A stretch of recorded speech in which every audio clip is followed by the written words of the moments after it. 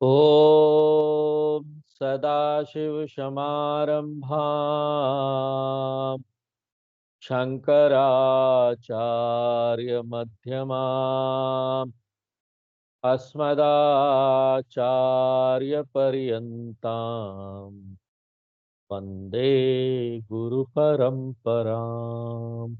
ॐ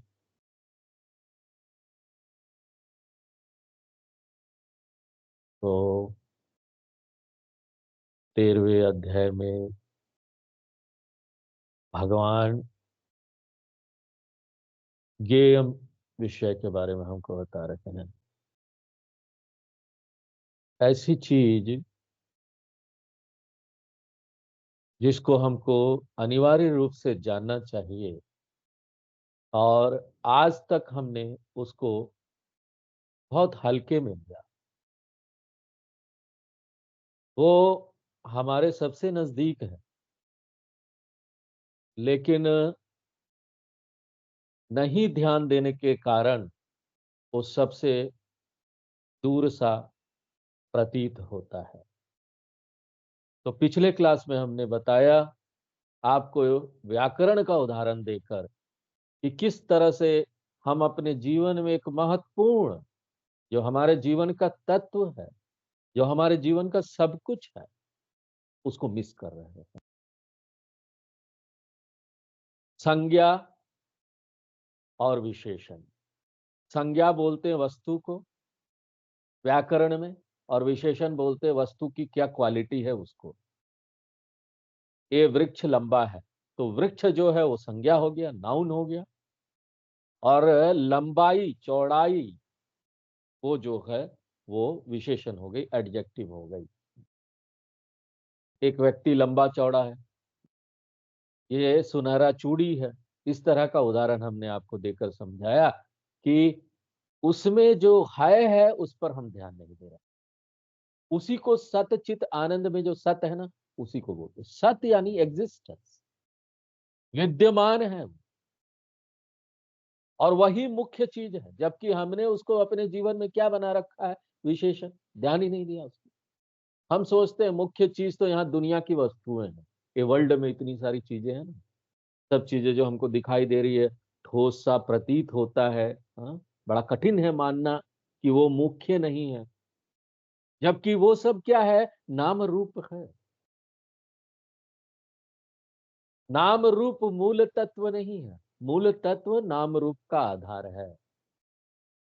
जब हम सोने की चूड़ी बोलते हैं, तो सोना विशेषण होते हुए भी क्या बताता है, मूल वस्तु को बताता है। क्योंकि मूल वस्तु तो सोना ही है। सोने से ही चूड़ी बना, सोने से ही हार बना, सोने से ही अंगूठी बना। उसी तरह वही सोना, वही राजा, वही ब्रह्म, वही आत्मा, उसी से ये दुनिया बनी। अभी जो आप अनुभव कर रहे हैं, वो अनुभव में हमको यहाँ पर वस्तुएं सिर्फ दिखाई दे रही है। हमारा ध्यान एकाग्र वस्तुओं की तरफ है। हम, और ये बात ना रच बच गई है हमारे ना पूरे जीवन में, हमारे पूरे मन में ओत प्रोत हो गई है कि यही सत्य है। जबकि सत्य क्या है, सत्य सोना है। सुनहरा जगत सत्य है, सोने वाला जगत सत्य है, वो तत्व सत्य है। तो ये पहला चरण था। हमको शुरू यहां से करना है, ये अनुभव कर लेना है। अभी पूरा नहीं है, अभी आगे और बढ़ना है। अभी हमको अगले चरण में जाना है, अभी पूरा नहीं हुआ है। इसका क्या अर्थ हुआ, जब भी हम यहाँ कोई वस्तु देखते हैं तो हम क्या देख रहे हैं, वो मूल तत्व। अब वो क्या है वो वस्तु है, एग्जिस्टेंस, उसका सत्तापन, उसकी विद्यता, वो विद्यमान है। और ये हम कैसे प्रूव करेंगे, साबित करेंगे, वो जो भाषा आप बोल रहे हैं ना, वो भाषा ही उसको साबित कर रही है। ये दीवार है, ये चेयर है, ये पेन है। तो वो ये हाइपन, ये विद्यता जो हम अनुभव कर रहे हैं, एक्सपीरियंस कर रहे हैं, वो एग्जिस्टेंस को I am experience. What is that existence, वो क्या है, वही ब्रह्म है। तो फिर हम इसका अनुभव कहाँ पर करते हैं? कहाँ पर ब्रह्म को हम देखते हैं? सभी जगह। जिस तरह से चूड़ी के अंदर बाहर, चैन के अंदर बाहर, अंगूठी के अंदर बाहर, जो भी चीजें है उसमें ओत-प्रोत अंदर बाहर हम उसी मूल तत्व को देख रहे हैं, उसी सोने को देख रहे हैं। सोना उसमें रचा बसा है। उसी तरीके से ना ये जो हैपन है, ये सत्ता है, ये सत्य जो है ना वो रचा बसा है हमारे सभी अनुभवों में, सभी जगह पर। लेकिन ये जो है ना इस अनुभव में एक छोटी सी दिक्कत आती है। और वो दिक्कत क्या है? हम यहाँ पर अनुभव कर रहे हैं मूल तत्व का। वो क्या है? विद्यता, विद्यता है। हम उसका अनुभव कर रहे हैं, लेकिन किसके साथ कर रहे हैं? नाम रूप के साथ कर रहे हैं। ये वृक्ष नाम और रूप के साथ, आदमी को नाम और रूप के साथ, चेयर नाम और रूप।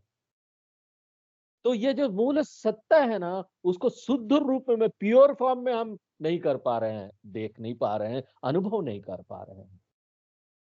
हम उसका अनुभव नाम रूप के साथ करते हैं। जब आप बोलते हैं आदमी है, तो वो जो हाइपन है, वो किससे संबंधित हो जा रहा है? आदमी वाले नाम रूप के साथ। लैपटॉप है, किसके साथ संबंधित हो जा रहा? लैपटॉप वाले नाम रूप के साथ। कुछ भी बोलिए, कोई भी वस्तु को बोलिए, यही होने वाला है। तो मेरे इंद्रियों से मैं नाम रूप का अनुभव कर रहा हूं सत्य सहित। ठीक है, ध्यान से देखिए, समझ रहे हैं कि नहीं? हाँ? मैं अपने इंद्रियों के माध्यम से क्या अनुभव कर रहा हूं? सत्य को अनुभव कर रहा हूं, वो विद्यता को अनुभव कर रहा हूं नाम रूप के साथ। क्योंकि ये जो इंद्रियां हैं उसमें क्षमता सिर्फ यही है कि वो नाम रूप सहित सत्य को आपको दिखा सके, प्रकट कर सके। अब प्रश्न ये उठता है कि मैं ये प्योर शुद्ध विद्यता को कैसे अनुभव करूं? उसमें से नाम रूप को छलनी लेकर छान दूं और शुद्ध चैतन्य का अनुभव कर पाऊं? नाम रूप को हटा दीजिए। नाम रूप हटा दिए तो क्या रह जाता है? वो शुद्ध सत्ता, वो शुद्ध विद्यता, वो जो हैपन है उसको रह जाना चाहिए। हाँ? घड़ी है, घड़ी हटा दीजिए तो है रहना चाहिए, है आपको दिखना चाहिए। हम नाम रूप हटा देते हैं, लेकिन समस्या क्या है? अगर हम नाम रूप हटा देंगे तो ये जो इंद्रियां है ना उसका अनुभव कभी नहीं कर पाएगी। क्योंकि ये इंद्रियां बनी है इसके साथ उसका अनुभव करने के लिए, शब्द के साथ उसका अनुभव करने के, स्पर्श के साथ उसका अनुभव करने के, रूप के साथ, रस के साथ, गंध के साथ। तो ये जो इंद्रियां हैं वो आपको ना मिश्रित अनुभव ही दे सकती है, प्योर अनुभव नहीं दे सकती। जब आप प्योर विद्यता में आते हैं, मान लीजिए आपने ना यहाँ सभी नाम रूप को हटा दिया, ये आप कैसे करेंगे? अपने इंद्रियों को बंद कर दीजिए, अपनी आंखों को बंद कर दीजिए। तो क्या होगा? आंखें बंद कर देंगे तो यहाँ पर नाम और रूप चला जाएगा, आकार और रंग जो है वो चला जाएगा। कानों को बंद कर दीजिए, सारी ध्वनियां बंद हो जाएगी। नाक को बंद कर दीजिए, गए, कोई चीज का गंध नहीं ले पाएंगे। तो कल्पना कीजिए कि आप अपने न सभी इंद्रियों को बंद कर दो, नाम रूप चला गया, क्या बचा? वही मूल तत्व, बिना नाम रूप के। और वो जो मूल तत्व है, जो शुद्ध तत्व है, वो बच गया वहां पर। अब यहाँ प्रश्न उठता है उसका अनुभव कैसे करें हम? वो शुद्ध सत्ता का, सत्य का अनुभव कैसे करें? हम आंखें खोल दे और देख ले क्या? अगर हम आंखें खोल देंगे देखने के लिए तो उसका जो शुद्ध विद्यता है उसका अनुभव हमको नहीं होगा। वो हमेशा हम आंखें खोलेंगे तो हमको रंग और आकार के साथ उसका अनुभव होगा। कान खोलेंगे तो ध्वनि के साथ उसका अनुभव होगा। तो ये जो प्योर एग्जिस्टेंस है उसका अनुभव हम कैसे करें? वो जो शुद्ध विद्यता है उसका अनुभव कैसे करें? छांदोग्य उपनिषद का जो छठा अध्याय है, बहुत प्रसिद्ध अध्याय है। वो पूरे उपनिषदों में वो बहुत प्रमुख भाग है, क्योंकि वो शुरू होता है शुद्ध सत्ता के लिए। और जो ये विद्यार्थी है वो जिज्ञासु हो गया है जानने के लिए कि किस तरह से हम इस शुद्ध सत्ता का अनुभव कर पाए। तो जो टीचर होते हैं वो बोलते हैं, हे विद्यार्थी, तुम कभी भी ये जो शुद्ध सत्ता है, विद्यता है, उसका अनुभव नहीं कर पाओगे, क्योंकि ना ये कभी भी अनुभव की वस्तु नहीं है। अब जो विद्यार्थी है, उसकी भौहें खिंच जाती है। अच्छा, अगर हम इस विद्यता का वस्तु बनाकर उसको नहीं देख सकते, तो हम कैसे माने कि वो यहाँ है? आप झूठ भी तो बोल सकते हैं, उपनिषद भी तो ऐसी बात कर सकती है। हाँ? कैसे आप जानेंगे? कई बार होता है ना, लोग बढ़ा चढ़ाकर कोई बात बोल देते हैं, अपने बच्चे को बोल देते तुम राजा हो मेरे। तो क्या वो राजा हो गया क्या? बच्चे को प्यार से बोलते तुम राजा हो। उसी तरह से हो सकता है स्वामी जी, ये जो उपनिषद है वो बोल रहे हैं ना तुम राजा हो, बच्चा समझ के प्यार देने के लिए, सचमुच में नहीं बोलना चाह रहे हैं। ऐसा भी तो हो सकता है, कोई ऐसी चीज है ही नहीं। तब जो टीचर है ना, वो एक बहुत प्रसिद्ध वाक्य बोलता है उपनिषद का, एतदात्म्य इदुगुम सर्वम तत् सत्य स आत्मा तत्वमसि श्वेत केतो। ये जो शुद्ध विद्यता है वो कभी अनुभव की वस्तु नहीं हो सकती, क्योंकि वो और कुछ नहीं किंतु आप ही तो हैं। वो साक्षी चैतन्य, वो सत्य, जो अंततो गत्वा सबका आधार है, उसको आप कभी नहीं देख सकते, क्योंकि वही तो आप हैं, वही देखने वाला आप है। तो हम यहाँ सत्य में शुरू करते हैं और उसका अंत कहाँ होता है? चित्त में। और वेदांत यहाँ समाप्त हो जाता है। इसलिए बोलते हैं तत् त्वम असि,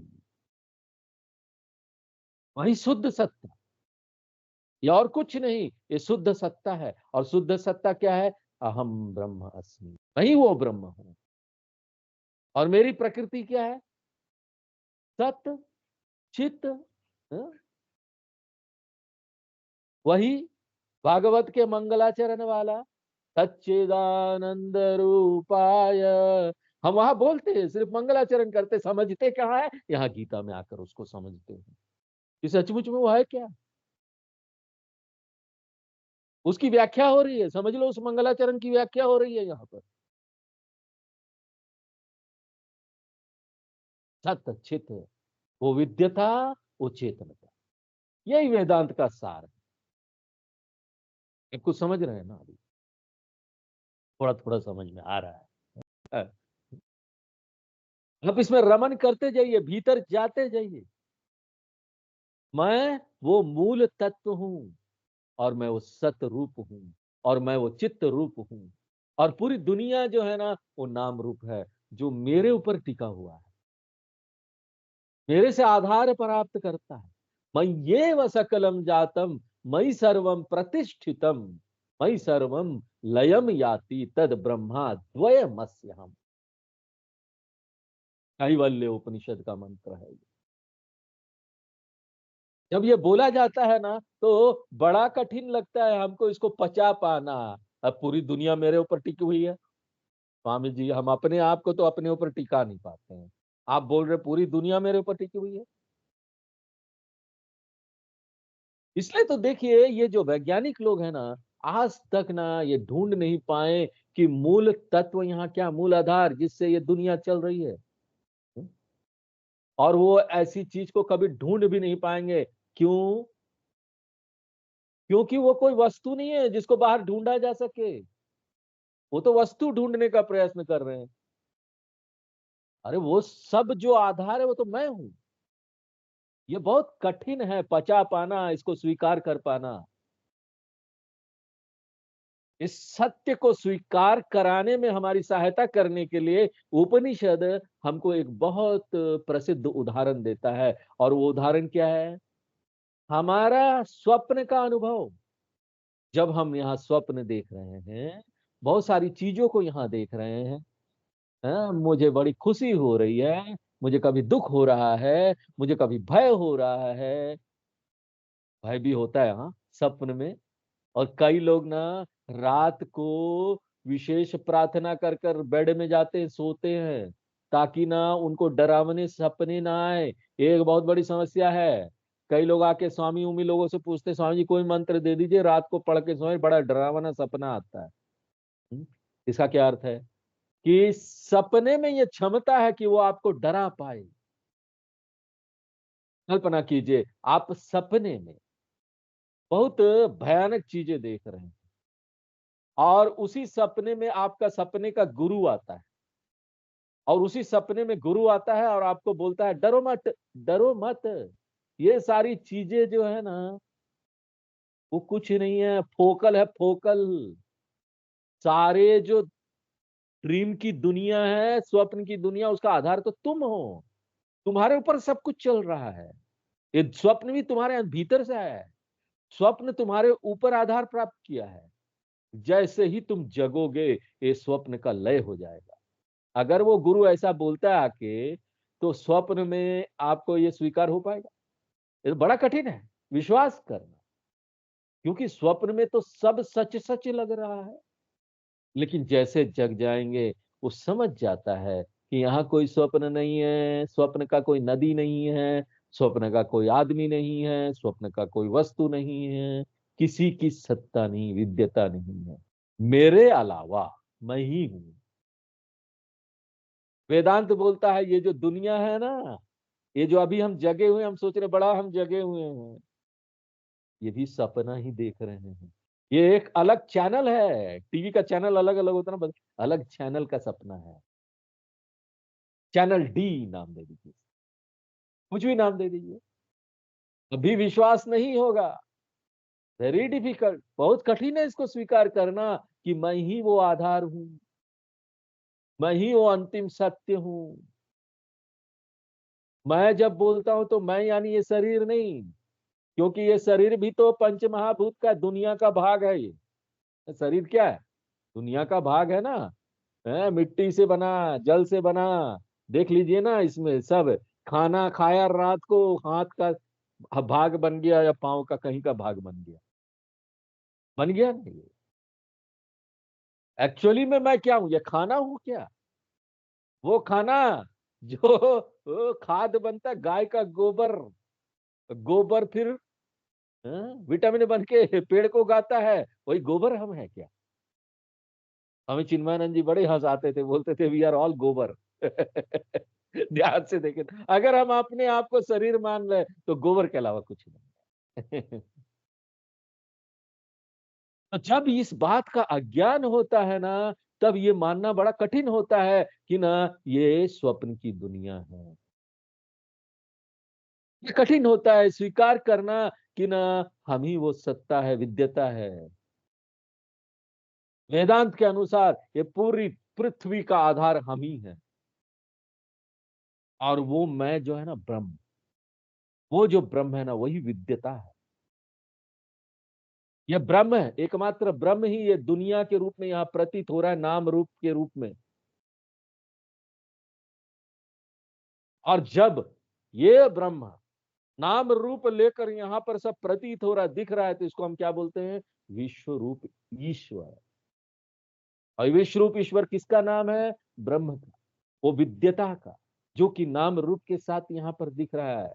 इसलिए जब हम बोलते हैं सहस्र शीर्षा पुरुषा सहस्राक्ष सहस्त्रपात, वही एक ब्रह्म, एकमात्र एक ब्रह्म, वही आप बन गया है, वही मैं बन गया है, वही ये दुनिया की वस्तुएं बन गई है, वही ये वो सब बन गया है। वही शिक्षा यहाँ पर दिया जा रहा है। अब इस पृष्ठभूमि के साथ अब हम इस श्लोक को समझने का प्रयत्न करें। ये शुरू होता है सत के साथ और खत्म होता है चित्त के साथ। यही वेदांत का सार है। कृष्ण भगवान बोलते हैं तत्, तत् यानी ब्रह्म, वो विद्यता सत्ता, सत। याद रखने के लिए बता देते हैं कि वो जो सत है वो संज्ञा है, वो कोई विशेषण नहीं है, वो कोई गुण नहीं है, वो मुख्य चीज है। और उदाहरण क्या है? लंबाई नहीं, किंतु सोना। ये जो सोना शब्द है वो विशेषण है, किंतु वो क्या बताती है? मुख्य वस्तु को। उसी तरीके से जो विद्यता है वही मुख्य वस्तु है, वही तत्व है। और वो जो विद्यता है सर्वतः पानीपादम तत्, वो सर्वत्र व्याप्त है। जिस तरीके से ये जो सोना है वो सभी गहनों में है, वो जो विद्यता है वो सभी के भीतर है, सभी में व्याप्त है। कोई भी चीज का यहां कल्पना कर लीजिए, सब कुछ उसी से शुरू होता है। इसका प्रूफ क्या है?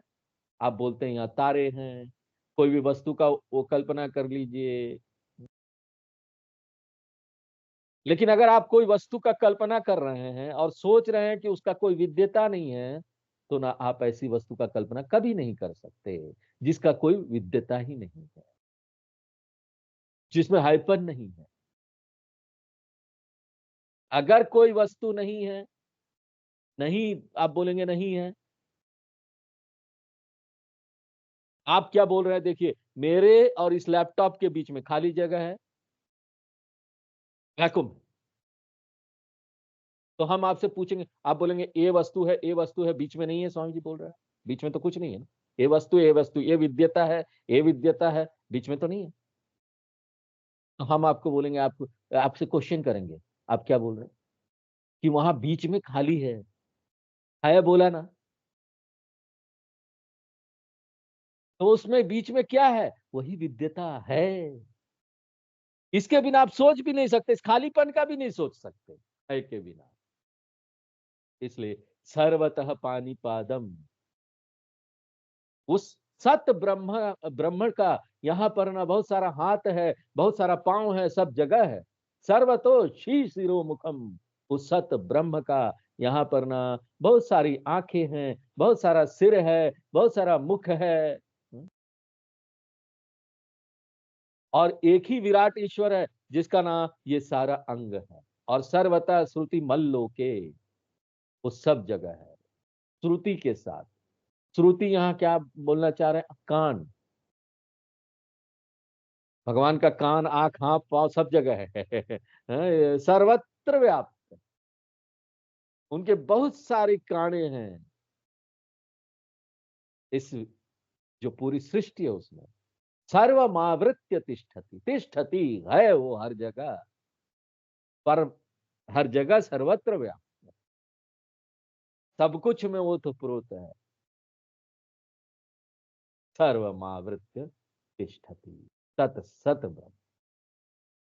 15 नंबर श्लोक पढ़ते। सर्वेन्द्रिय गुणाभासम, सर्वेन्द्रियगुणाभासम् सर्वेन्द्रिय विवर्जितम, सर्वेन्द्रियविवर्जितम् असक्तम सर्वभृच्चैव, असक्तं सर्वभृच्चैव निर्गुणं गुणभोक्तृ च, निर्गुणं गुणभोक्तृ च। सभी इंद्रियां हर समय उसी ब्रह्म को प्रकट कर रही है। उदाहरण के लिए आंखें रंग प्रकट करती है, आंखें ध्वनि को प्रकट नहीं कर सकती, कान ध्वनि को प्रकट करती है। जब हम ध्वनि का अनुभव कर रहे हैं तो उस समय रंग का अनुभव नहीं कर पाएंगे कान से। और जब हम आंखों से रंग का अनुभव कर रहे हैं तो ना हम आंखों से गंध का अनुभव नहीं कर सकेंगे। इसलिए शब्द स्पर्श रूप रस गंध अपने अपने क्षेत्र में अपने अपने गोलकों के माध्यम से ही काम करती है। जहां स्पर्श आ गया वहां रूप नहीं, जहां रूप है वहां स्पर्श नहीं। लेकिन सभी इंद्रियां एक चीज का अनुभव समान रूप से करती है, और वो क्या है। जब आप कोई ध्वनि सुनते तो ध्वनि है, जब आप कोई रंग और रूप देखते हो तो रंग और रूप है। तो ये जो भी इंद्रियों से हम काम कर रहे हैं वो समान रूप से एकमात्र ब्रह्म को प्रकट कर रही है। हर एक इंद्रियों का कार्य समान रूप से एकमात्र ब्रह्म को प्रकट करना है, शब्द स्पर्श रूप रस गंध के माध्यम से। लेकिन समस्या क्या है, हम ना नाम रूप में ही बह जाते हैं। हमको लगता है ये नाम रूप ही सब कुछ है और बाकी चीजों को हम यहाँ भुला देते हैं। हमारा ध्यान दुनिया की तरफ चल जाता है, हम जो मूल सत्ता है उसकी तरफ ध्यान नहीं ला पाते। तो आपको क्या करना पड़ेगा ब्रह्म का अनुभव करने के लिए? क्या करना पड़ेगा ब्रह्म का अनुभव करने के लिए? कृष्ण भगवान बोलते हैं, अरे कुछ भी नहीं करना, ब्रह्म का अनुभव तो हर समय हो रहा है हमको। जब हम बोलते हैं शब्द है, स्पर्श है, रूप है, हर समय तो अनुभव हो रहा है, लेकिन हमने उसको क्या किया है, मिश्रित कर दिया है नाम रूप के साथ। और नाम रूप में हम इतना डूब गए हैं कि ना हम उस मूल सत्य को भुला दिए। इसलिए हमको यहाँ पर संवेदनशील होना पड़ेगा। हमारी बुद्धि इतनी सूक्ष्म होनी पड़ेगी ताकि ना हम उसको समझ पाए, उसको सराह पाए, उसको देख पाए। इसलिए तो इतनी साधनाएं बताई जाती है।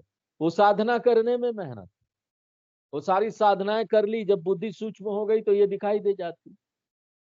और इसको देखने से जीवन में बहुत बड़ा परिवर्तन आ जाता है। ये छोटा सी जीवन पूरा उलट जाता है? क्योंकि सारा कुछ देखिए ये नाम रूप से चल रहा था हमारा जीवन। सारी समस्या नाम रूप के कारण थी।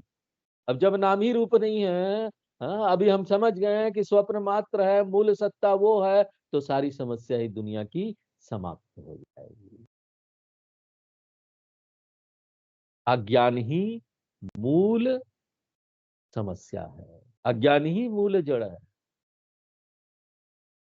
ध्यान हमारा भटका हुआ है, सिर्फ ध्यान ही तो लाना है और समझना है इस बात को, बाकी सब खत्म हो जाता है। तो आज हम यही विराम देते हैं, आगे नेक्स्ट क्लास।